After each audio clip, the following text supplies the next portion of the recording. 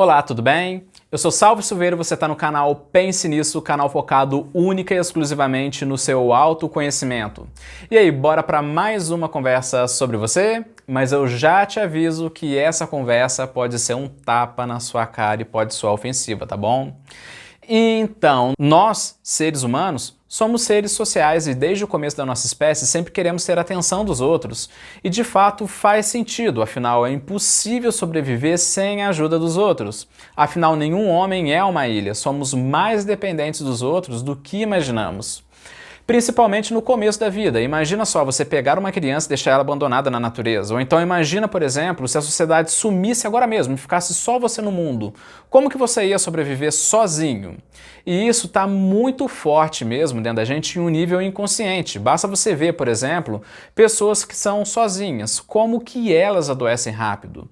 Ou então pessoas que vivem em isolamento, chegam a uma forte crise existencial em que elas se sentem sozinhas no mundo e duvidam da própria existência e não conseguem mais verem sentido na vida.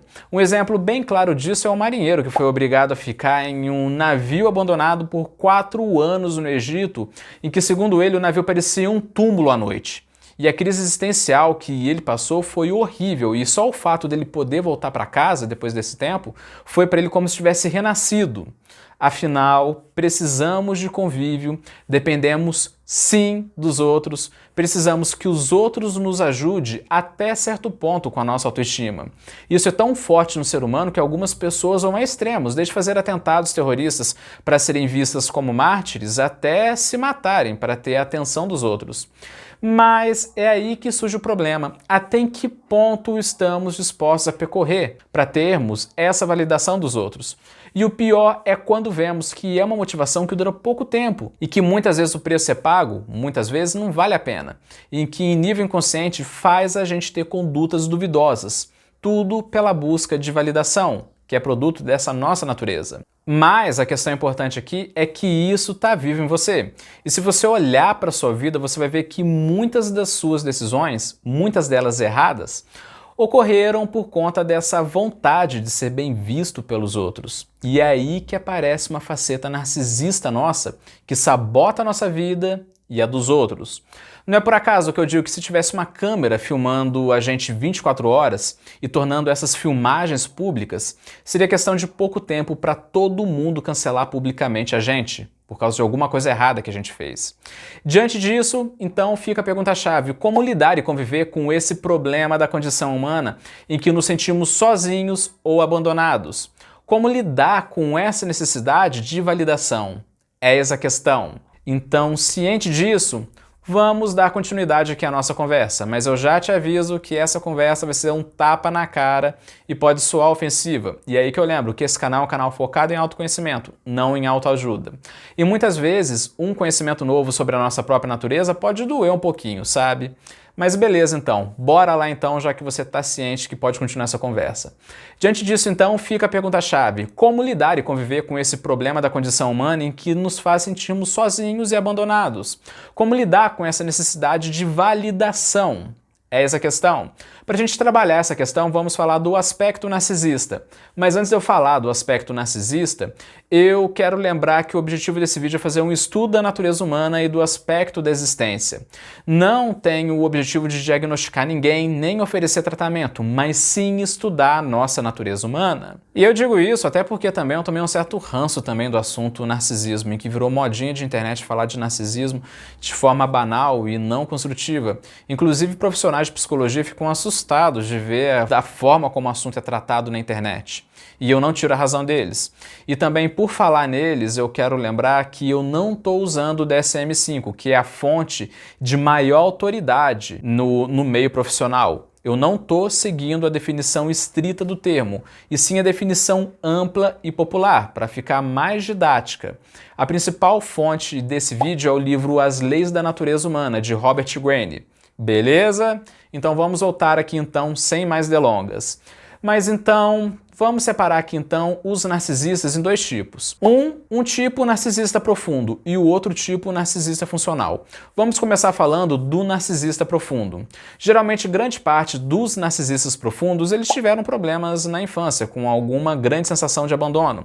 Não criaram uma individualidade saudável e com base nisso eles ficam completamente dependentes da atenção dos outros na vida adulta, mesmo que para isso eles recorram a meios duvidosos.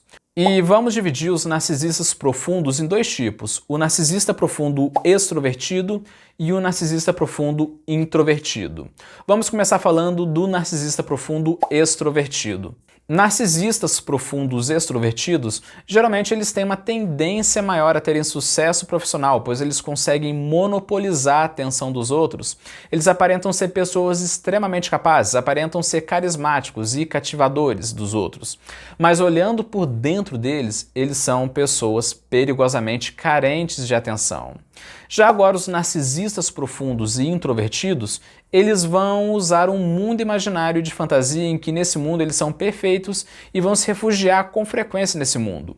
O problema é que muitas vezes esse mundo de fantasia entra em conflito com o mundo concreto e eles se sentem muito mal com isso.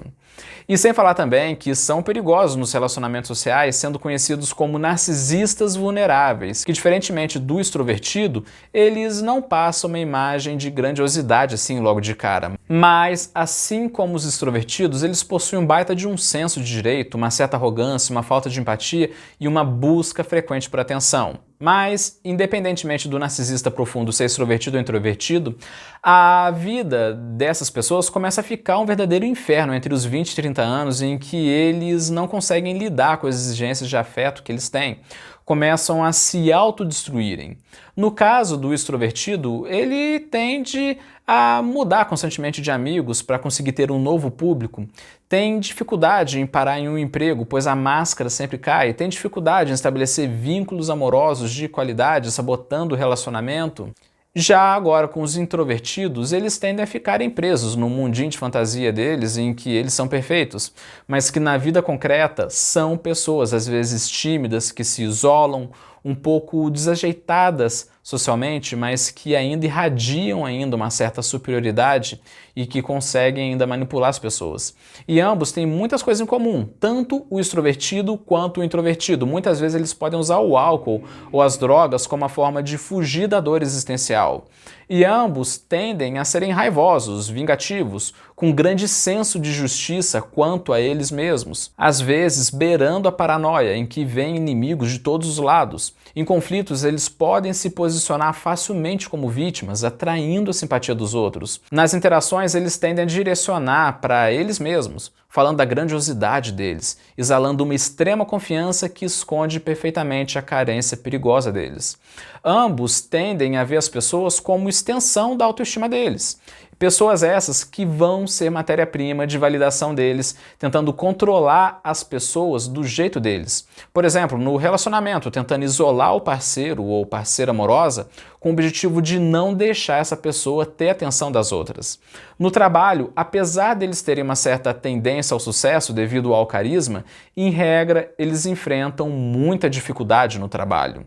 Na maioria dos narcisistas, eles têm dificuldade no trabalho, por exemplo, com uma grande ansiedade por atenção, o que às vezes faz eles seguirem uma filosofia de ou brinca comigo ou quebra o seu brinquedo, fazendo muito mal para o ambiente de trabalho, principalmente se eles se sentirem desafiados, e às vezes tendo dificuldade para parar em um emprego. E quando eles ocupam então um cargo de liderança, o ambiente fica horrível e insustentável, mesmo que eles consigam bons resultados para as empresas. Fica horrível, pois a instabilidade interna deles meio que reflete no ambiente em que eles lideram, em que eles sentem uma necessidade enorme de controlar tudo a todos, que no longo prazo começa tudo a afundar. E no caso da convivência em geral, são pessoas dramáticas que nos fazem sentirmos culpados por qualquer coisa, principalmente quando eles se sentem ameaçados, agindo até mesmo de várias formas destrutivas. Mas não podemos achar que o narcisista profundo, que ele é feliz. Não, não é. Ele aparenta ser, mas ele sofre muito mesmo com isso e ele precisa de ajuda profissional para conseguir lidar com isso, lidar com esse sofrimento e ser mais sociável. Nós não devemos nutrir a ideia de como se a gente estivesse fazendo a caçada às bruxas, mas sim incentivar o tratamento das pessoas que sofrem com esse problema e nos mantermos afastados delas, pois são pessoas que podem nos prejudicar. Aliás, eu, sinceramente, nesse ponto eu generalizo. São pessoas que vão nos prejudicar. Mas eu não estou fazendo esse vídeo para falar mal dos narcisistas, mas sim para a gente poder entrar no ponto central. O ponto central é: todo mundo tem um certo grau de narcisismo. Todo mundo, até eu. A questão é que algumas pessoas conseguem ser, digamos, narcisistas funcionais, que é a maioria das pessoas.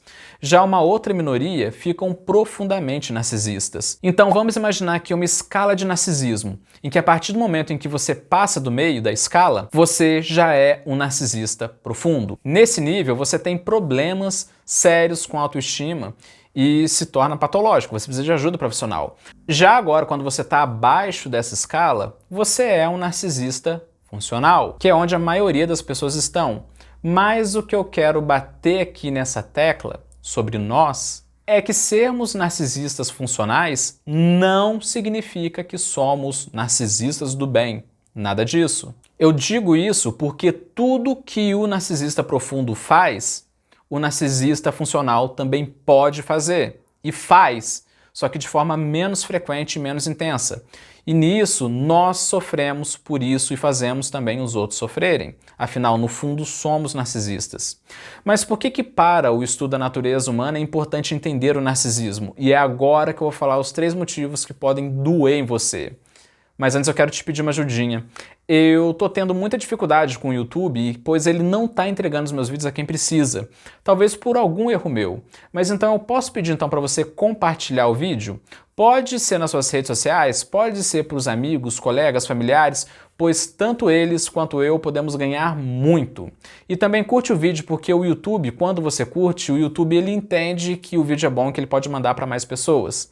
E você também, se inscreva aqui no canal e ative o sininho para receber notificações em que a gente pode ter mais conversas como essa, que são conversas relacionadas ao autoconhecimento. Mas então, voltando aqui então que é a nossa conversa, mas por que para o estudo da natureza humana é importante nós entendermos o narcisismo? E é agora que eu vou te falar dos 3 principais motivos e que podem doer em você. E aí, bora lá? Então, a primeira e mais óbvia é reconhecer o narcisista profundo, se afastar dele, evitar relacionamento canoa furada, amizades perigosas, ambientes profissionais terríveis e de trabalhar, aquilo lá que todo mundo já sabe, evitar políticos demagogos e de alto carisma e ter uma desconfiança quanto a pessoas extremamente carismáticas e atraentes. Mas isso é o menos importante aqui dessa conversa.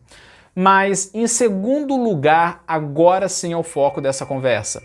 A gente reconhecer a nossa natureza narcisista em que, no fundo, nós temos e que todos nós somos.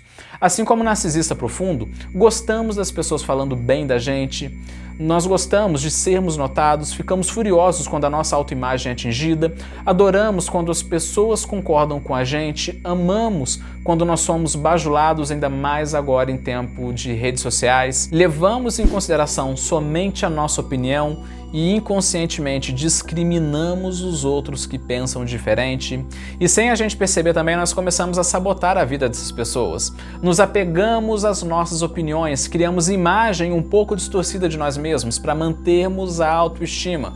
Usamos máscaras sociais, tudo isso com o objetivo de ampliar as nossas qualidades e esconder os nossos defeitos, tanto dos outros quanto da gente mesmo, fazendo a gente pessoas autocentradas em nós mesmos. Tudo isso em um nível inconsciente que a gente não percebe, tudo por causa de querer ter a atenção dos outros e que ao mesmo tempo essa vontade faz parte da nossa natureza. Mas o problema é que muitas vezes somos a fonte de sofrimento em nós mesmos e nos outros. E às vezes até mesmo em pequena escala no mundo. E aí que aparece o pior de todo esse lado, é que todos nós somos os monstros na vida de alguém, sem nós percebermos. Como, por exemplo, naquele clipe The Wall do Pink Floyd, em que o professor que era tirano com os alunos era também vítima de tirania da esposa. Então, com base nisso, eu repito, todos nós somos monstros na vida de alguém. Mas o bacana é que só podemos transcender isso, essa nossa natureza humana, quando conseguimos ter uma visão realista de nós mesmos, aceitando esse lado nosso, trazendo ele à consciência em que o autoconhecimento é a luz que ilumina essa nossa sombra. Sombra essa que distorce a nossa visão e faz a gente achar que somos mais bondosos que os outros, acharmos que somos mais moralmente elevados, mas que no longo prazo mantém a gente na ignorância, através dessa ilusão de superioridade e sofrendo com os nossos erros. Mas é aí que aparece um paradoxo muito interessante, é que só conseguimos ser superiores, mesmo de verdade, quando nós aceitamos que nós não somos superiores. E assim começamos a remover essa máscara presa com um nó bem apertado da nossa alma, podendo assim achar a nossa verdadeira essência e viver em paz com os nossos demônios e conseguir apaziguar eles. E consequentemente também apaziguando também certas relações nossas, fazendo com que as pessoas parem de sofrer sob o comando deles, em que eles agem sem a gente notar. E agora vem o terceiro ponto mais importante, que é virarmos narcisistas saudáveis, conseguindo chegar o mais perto possível do topo da escala, liberando um poder adormecido dentro da gente. No mundo interno dessas pessoas que conseguem virar narcisistas saudáveis, ocorre algo interessante. As pessoas que conseguem chegar a esse ponto são pessoas que têm autoconsciência quando elas estão sendo manipuladoras, conseguem interromper esse processo, se recuperam mais rápido de ataques dos outros e dos problemas da vida, não ficam refém do passado, conseguem ver as imperfeições delas agindo dentro delas e impedir, não ficam mais assim tão ansiosas pela validação dos outros, embora ela entenda que precisa disso de vez em quando. E já agora no mundo externo, elas desenvolvem um verdadeiro poder empático de enxergar também os demônios das outras pessoas, demônios esses que elas sabem que elas também têm, que elas também conseguem enxergar, conseguindo assim entrar no mundo do outro, conseguindo atrair as pessoas pela empatia e ver o universo interior de cada um. Afinal, ao ter uma compreensão maior da própria natureza humana, conseguem ter também uma maior compreensão da natureza humana de todo mundo. Que é a questão que Sócrates falava: conheça a ti mesmo e conhecerás o universo e os deuses. Mas eu tenho uma diquinha para dar para você. Quando você diz a você mesmo, eu consegui, é um sinal bem claro que você ainda não conseguiu, pois essa é uma luta em torno de uma vida inteira. E o principal, para você começar essa jornada, dê o primeiro passo aceitando a verdade e leve o óbvio à consciência, que todos nós somos monstros na vida de alguém. Pense nisso.